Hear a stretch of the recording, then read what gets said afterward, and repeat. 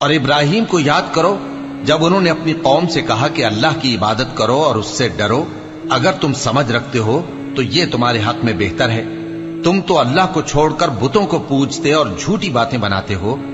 جن لوگوں کو تم اللہ کے سوا پوجتے ہو وہ تم کو رزق دینے کا اختیار نہیں رکھتے، بس اللہ ہی کے ہاں سے رزق طلب کرو اور اسی کی عبادت کرو اور اسی کا شکر کرو، اسی کی طرف تم لوٹ کر جاؤ گے۔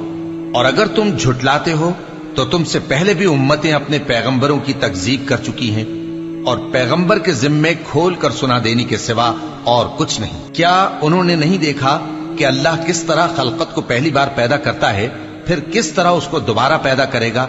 یہ اللہ کو آسان ہے۔ کہہ دو کہ ملک میں چلو پھرو اور دیکھو کہ اس نے کس طرح خلقت کو پہلی دفعہ پیدا کیا ہے، پھر اللہ ہی دوسری بار بھی پیدا کرے گا۔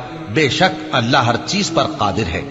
وہ جسے چاہے عذاب دے اور جس پر چاہے رحم کرے، اور اسی کی طرف تم لوٹائے جاؤ گے۔ اور تم اس کو نہ زمین میں عاجز کر سکتے ہو نہ آسمان میں، اور نہ اللہ کے سوا تمہارا کوئی دوست ہے اور نہ مددگار۔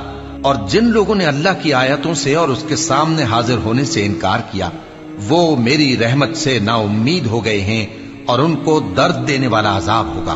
تو ان کی قوم کے لوگ جواب میں بولے تو یہ بولے کہ اسے مار ڈالو یا جلا دو، مگر اللہ نے ان کو آگ میں جلنے سے بچا لیا۔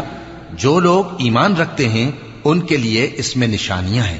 اور ابراہیم نے کہا کہ تم جو اللہ کو چھوڑ کر بتوں کو لے بیٹھے ہو تو دنیا کی زندگی میں باہم دوستی کے لیے، مگر پھر قیامت کے دن ایک دوسرے کی دوستی سے انکار کر دو گے اور ایک دوسرے پر لعنت بھیجو گے، اور تمہارا ٹھکانہ دوزخ ہوگا اور کوئی تمہارا مددگار نہ ہوگا۔ پس ان پر ایک لوط ایمان لائے، اور ابراہیم کہنے لگے کہ میں اپنے پروردگار کی طرف ہجرت کرنے والا ہوں، بے شک وہ غالب ہے، حکمت والا ہے۔